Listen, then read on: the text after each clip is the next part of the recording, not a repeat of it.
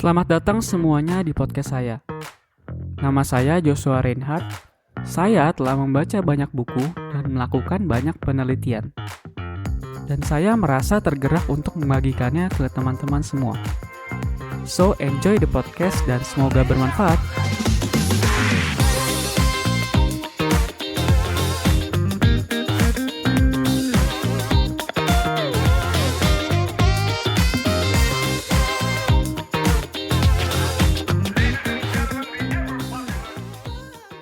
Halo teman-teman semua, apa kabar?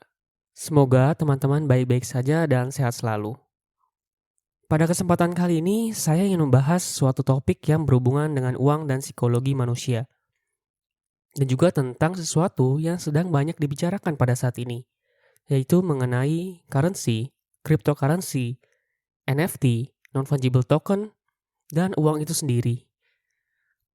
Atau mungkin ada beberapa dari teman-teman yang pernah memikirkannya, atau mungkin pernah mencari tahu tentang hal ini.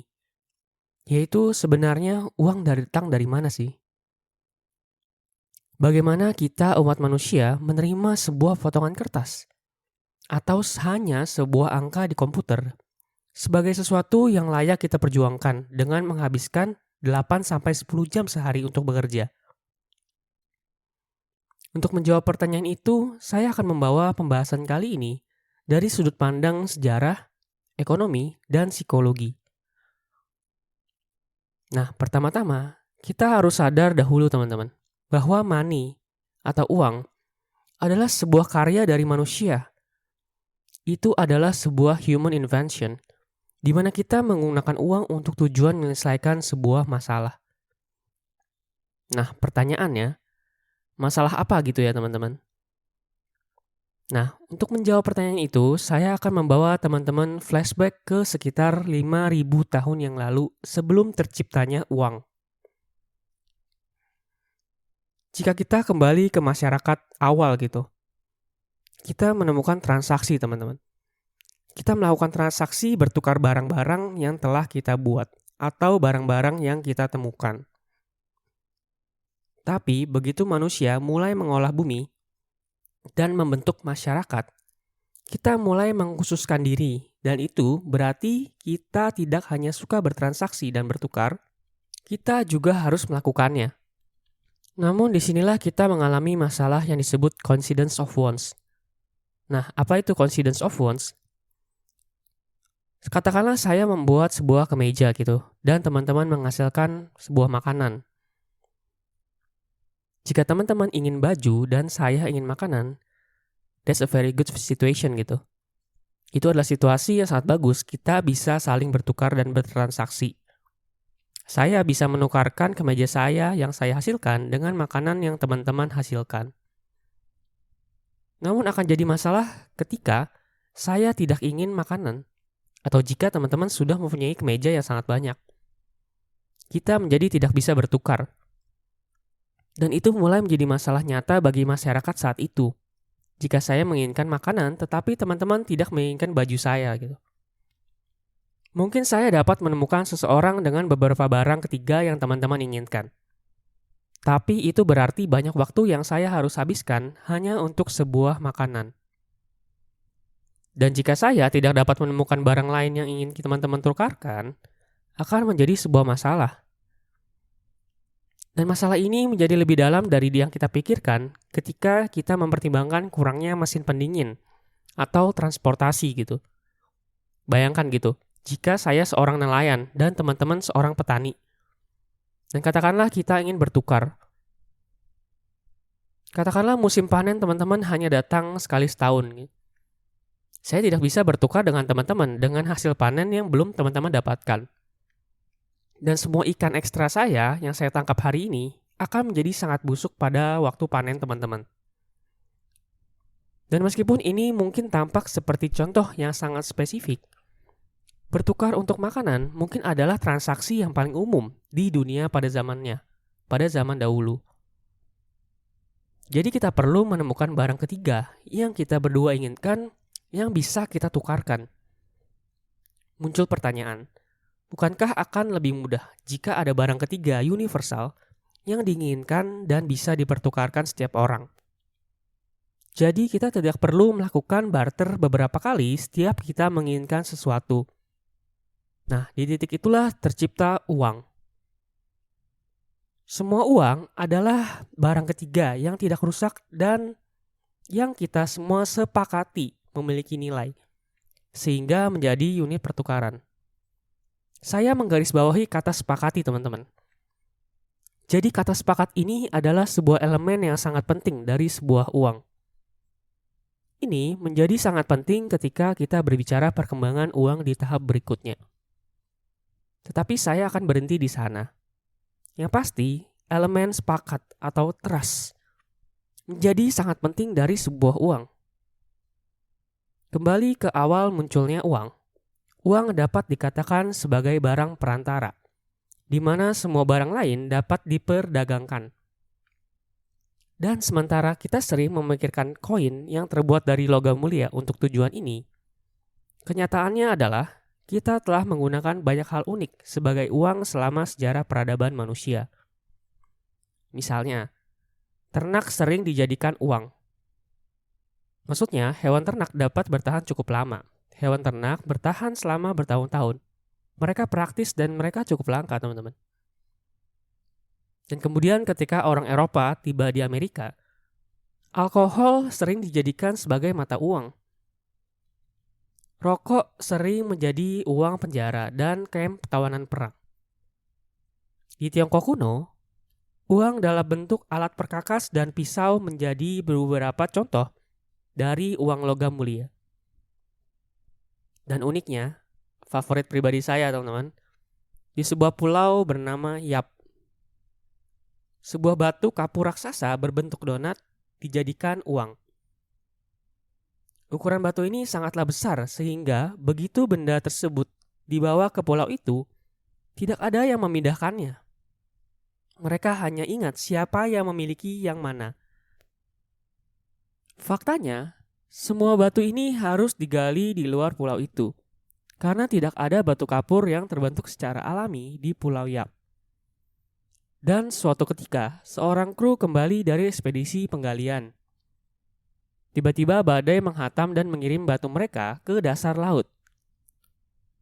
Tetapi para kru selamat dan memberitahu semua orang apa yang telah terjadi. Dan pulau penduduk itu mulai memutuskan dan bersepakat. Ya, itu masih dapat digunakan. Mereka sepakat akan hal itu. Sebuah konsep uang yang sangat fundamental. Jadi, sampai hari ini, seseorang memiliki uang batu raksasa di dasar laut. Dan meskipun itu tidak benar-benar digunakan hari ini, selama ratusan tahun, batu itu digunakan untuk membeli dan menjual barang-barang meskipun tidak ada yang pernah melihatnya. Memberikan Yap dalam beberapa hal, salah satu sistem moneter yang paling maju, zaman modern. Ini adalah konsep yang sangat penting untuk kita ketahui. Nah, jika kita ingin berbicara tentang bentuk uang yang telah digunakan paling lama dan terluas di dunia, kita harus membicarakan satu hal. Nah, coba teman-teman tebak apa itu. Saya beri waktu 5 detik untuk teman-teman mencoba menebaknya ya. 5, 4, 3, 2, 1. Oke, waktu habis teman-teman. Dan jawabannya adalah bukan emas. Meskipun itulah juga yang saya pikir pertama kali gitu. Ternyata, uang yang paling lama digunakan selama peradaban manusia adalah uang berbentuk cangkang kauri. Kalau teman-teman penasaran, teman-teman boleh search bagaimana bentuk dari uang cangkang kauri ini. Cangkang kauri sangat cocok digunakan sebagai uang karena sifatnya yang tahan lama. Tidak mungkin untuk dipalsukan, dan tanpa teknik panen modern, tidak mudah untuk mendapatkannya, sehingga inflasi tidak akan menjadi masalah. Kita memiliki banyak kemungkinan jenis uang pra-modern yang berbeda, termasuk koin emas dan perak yang sering kita pikirkan ketika kita memikirkan uang di masa lalu. Tetapi, semua jenis uang yang berbeda ini memiliki satu kesamaan, teman-teman. Mereka adalah apa yang kita sebut uang komoditas. Karena nilainya ada di dalam barang-barang itu sendiri.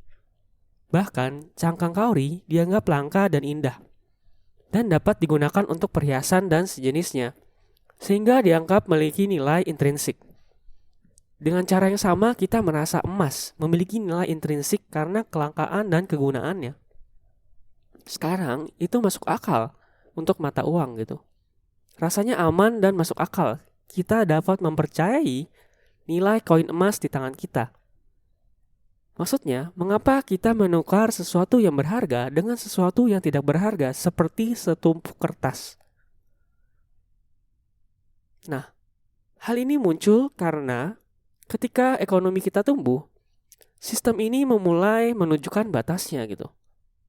Untuk satu hal, uang komoditas itu berat. Jika kita melakukan transaksi yang besar, akan sulit untuk diangkut. Di Cina kuno, ditemukan sistem mata uang di mana koin memiliki lubang di dalamnya. Jadi, jika kita perlu mengukur nominal besar, kita cukup memasukkan seutas tali melalui pusat koin. Dan panjang tali tertentu dapat menampung 100 atau 1000 sekaligus. Namun, seiring berjalannya waktu, ekonomi berkembang. Transaksi menjadi lebih besar dan pedagang mendapati diri mereka membutuhkan puluhan atau ratusan ribu koin untuk menyelesaikan transaksi. Dan menurut sumber yang saya baca, satu untai ribuan ini mempunyai berat sekitar 5 kg. Jadi coba kita bayangkan betapa sulitnya untuk mengangkut mereka gitu. Masalah lainnya ketika mencapai ekonomi yang lebih besar lagi, kelangkaan komoditas membuat uang komoditas tampaknya menjadi sulit untuk dikendalikan. Seperti, mari kita ambil contoh emas dan perak. Apa yang terjadi ketika ekonomi kita tumbuh ke titik di mana kita tidak bisa mencukupinya? Dan ini benar-benar berlaku ketika kita sampai pada keuangan pemerintah yang lebih kompleks. Apa yang terjadi ketika suatu negara harus melakukan peningkatan drastis uang mereka secara tiba-tiba dalam pengeluarannya? Dan tetapi, tidak dapat memperoleh cukup uang atau komoditas untuk menutupi biayanya. Jadi muncullah sebuah pemikiran dari pemerintah saat itu dan mulai berkata, bagaimana kalau pemerintah membayar masyarakat selembar kertas yang memiliki jumlah koin yang tertulis? Kami berhutang kepada masyarakat, sekian koin. Dan masyarakat dapat mengambil koin tersebut di kota kapanpun masyarakat menginginkan uangnya. Dan itulah yang dilakukan pemerintah Cina pada saat itu. Dan karena pemerintah membeli banyak barang, kertas ini mulai beredar di mana-mana. Segera masyarakat menyadari bahwa secari kertas ini sangat membantu mereka bertransaksi. Bahwa mereka dapat menyerahkan kertas ini ke kota sebanyak yang tertulis pada mereka kapanpun dan mereka dapat mengambil emas mereka. Masyarakat percaya bahwa pemerintah akan menyimpan uang mereka dengan baik. Nah, jadi kenapa repot-repot harus mengubahnya? Mengapa tidak menukarkan kertas-kertas ini saja dengan pedagang lain untuk barang-barang mereka? Jadi para pedagang mulai menggunakan kertas ini atau pada dasarnya milik pemerintah sebagai uang. Dan kemudian pemerintah mulai mencetak uang kertas ini lebih banyak lagi. Inovasi uang kertas tersebar luas dan ide ini mulai menyebar bahkan di luar China. Dan itulah awal mula terciptanya konsep uang kertas yang sebetulnya merupakan representasi dari uang komoditas yang disimpan oleh pemerintah. Disinilah kita masuk dalam tahap uang kertas sebagai representative money. Kemudian muncul sebuah pemikiran, jika seluruh perekonomian kita didasarkan pada emas dan perak, maka perekonomian kita secara harafiah hanya bisa sebesar jumlah emas dan perak yang kita miliki. Jadi, daripada mengumpulkan lebih banyak emas dan perak untuk menumbuhkan ekonomi kita, mengapa tidak kita singkirkan saja gitu emas dan perak seluruhnya dan pindah ke uang kertas?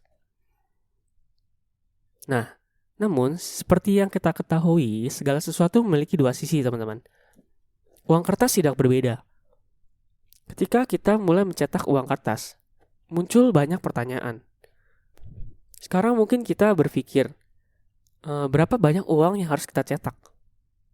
Namun sebenarnya sebelum kita mengetahui hal-hal seperti bagaimana mengatur berapa banyak uang yang kita akan cetak, kita terlebih dahulu harus bertanya, siapa yang akan mencetak uang kertas ini? Sekarang hari ini tampak seperti pertanyaan aneh gitu ya. Karena kita semua terbiasa dengan otoritas pusat di setiap negara atau blok mata uang yang mengeluarkan satu mata uang yang diterima semua orang pada nilai nominalnya gitu. Tetapi pada saat itu adalah pertanyaan yang sangat umum dan banyak dipertanyakan oleh orang-orang gitu. Memiliki uang kertas yang merepresentasikan emas daripada menggunakan emas secara langsung memungkinkan lebih banyak pilihan ketika kita perlu memperluas persediaan uang. Dan itu memiliki keuntungan membiarkan kita dapat dengan cepat melonggarkan sistem kita saat membutuhkannya. Namun di sisi lain, menggunakan emas secara langsung memecahkan dua masalah utama. Yang pertama adalah inflasi. Seperti yang mungkin bisa kita tebak gitu ya. Tidak lama setelah orang mulai mencetak uang kertas, mereka kira bahwa mereka bisa mencetak banyak uang kertas lagi. Jauh lebih banyak uang kertas daripada yang bisa mereka tebus. Begitu orang melakukannya, kita mulai mendapatkan inflasi. Dan itu masih bisa terjadi bahkan dengan mata uang sentral yang dikendalikan oleh pemerintah. Dan ini terjadi di beberapa negara. Perdagangan dari Amerika Serikat tumbuh jauh melampaui apa yang dapat ditanggung oleh cadangan emas Eropa. Dan itu terjadi, inflasi merajalela. Salah satu penyebab utama adalah perang. Lebih tepatnya Perang Dunia Kedua. Perang Dunia Kedua mungkin adalah perang yang paling mahal dalam sejarah. Secara ekonomi itu benar-benar sangat mahal. Dengan Amerika Serikat mengumpulkan surplus perdagangan yang sangat besar dan setiap negara lain yang terlibat dalam perang itu tenggelam dalam utang yang sangat besar. Dan saat Perang Dunia Kedua berakhir, banyak negara besar yang sepakat untuk membuat perjanjian moneter internasional pertama yang nyata. Yes, yaitu sistem Bretton Woods yang terkenal pada tahun 1945. Nah, pada titik ini dalam sejarah, Amerika Serikat pada dasarnya memiliki emas yang paling banyak, bahkan 2/3 dari cadangan emas dunia. Hal ini terjadi karena semua orang telah membeli banyak barang dari Amerika Serikat untuk kedua perang terbesar dalam sejarah, Perang Dunia I dan Perang Dunia Kedua. Jadi Amerika Serikat sebenarnya masih pada standar emas. Nah, orang mulai berpikir, bagaimana solusinya gitu untuk menstabilkan ekonomi dunia. Jadi solusinya sederhana. Kaitkan mata uang orang lain, mata uang negara-negara lain ke dolar Amerika Serikat. Yes, itu benar. Sistem tersebut pada dasarnya menjadi dolar Amerika Serikat dapat ditukarkan dengan emas dan semua mata uang lainnya dapat ditukarkan dengan dolar Amerika Serikat. Jadi setiap negara harus menyimpan beberapa dolar Amerika Serikat untuk menebus mata uang mereka. Dan begitulah, dolar Amerika Serikat menjadi mata uang cadangan untuk pada dasarnya seluruh dunia. Dan ketika ekonomi negara-negara lain pulih, dolar menjadi dinilai terlalu tinggi, teman-teman. Ini mencapai puncaknya pada tahun 1965. Dan ada seseorang bernama Charles de Gaulle. Ya, mungkin saya menyebutkannya dengan salah ya. Tetapi namanya adalah Charles de Gaulle, yang selalu skeptis tentang posisi Amerika di dunia. Memutuskan bahwa dia akan bertindak gitu. Jadi dia mengirimkan Angkatan Laut Prancis untuk menguangkan dan mengambil emasnya. Benar-benar membawa muatan kapal emas kembali ke Prancis. Dan segera negara-negara lain mengikutinya. Nah, dan ini membuat Amerika Serikat sedikit panik gitu.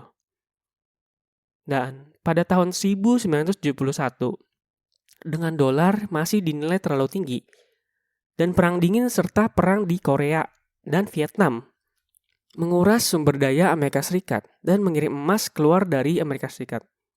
Dan pada akhirnya, Richard Nixon pada saat itu akhirnya mengambil langkah yang menurut banyak orang harus dilakukan, dan mengeluarkan dolar AS dari standar emas. Ketika Nixon menarik Amerika Serikat dari standar emas, nah, kejutan dirasakan di seluruh dunia, tetapi itu tidak menghentikan banyak negara untuk tetap mematok mata uang mereka terhadap dolar Amerika Serikat. Nah, di titik inilah, sekarang kita memiliki mata uang di seluruh dunia yang dapat ditukarkan dengan dolar Amerika Serikat, dan dolar Amerika Serikat yang tidak dikaitkan ke komoditas sama sekali.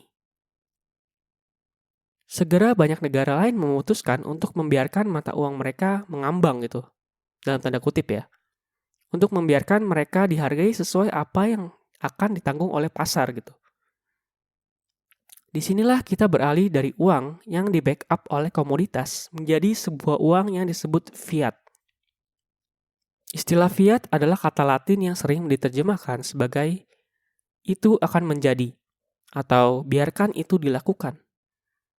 Jadi mata uang fiat hanya memiliki nilai karena pemerintah mempertahankan nilai itu. Tidak ada utilitas untuk uang fiat itu sendiri. Pada tahap inilah kita secara keseluruhan menyerahkan otoritas secara penuh bagi pemerintah untuk mengatur keuangan yang terjadi, teman-teman. Pemerintah dapat mencetak uang tanpa harus memikirkan cadangan emas atau komoditas lainnya. Dan dengan adanya kemajuan teknologi dan sistem perbankan yang kompleks, proses percetakan uang tidak lagi dalam bentuk fisik, melainkan hanyalah angka di sebuah komputer. Karena uang fiat tidak terkait dengan cadangan fisik, seperti cadangan emas dan atau perak nasional, uang tersebut berisiko kehilangan nilai karena inflasi atau bahkan menjadi tidak berharga jika terjadi hiperinflasi gitu. Dan ini terjadi, teman-teman. Dalam beberapa kasus, terjadi hiperinflasi terburuk, seperti di Zimbabwe pada tahun 2007, di mana tingkat inflasi dapat berlipat ganda dalam satu hari. Nah, selanjutnya, jika orang kehilangan kepercayaan pada mata uang suatu negara, uang itu tidak akan memiliki lagi nilai. Dan ini terjadi pada tahun 2008, teman-teman. Yaitu ketika terjadi krisis finansial yang berpusat di Amerika Serikat. Di mana kita tahu bahwa pada saat itu, dolar Amerika Serikat merupakan cadangan mata uang internasional.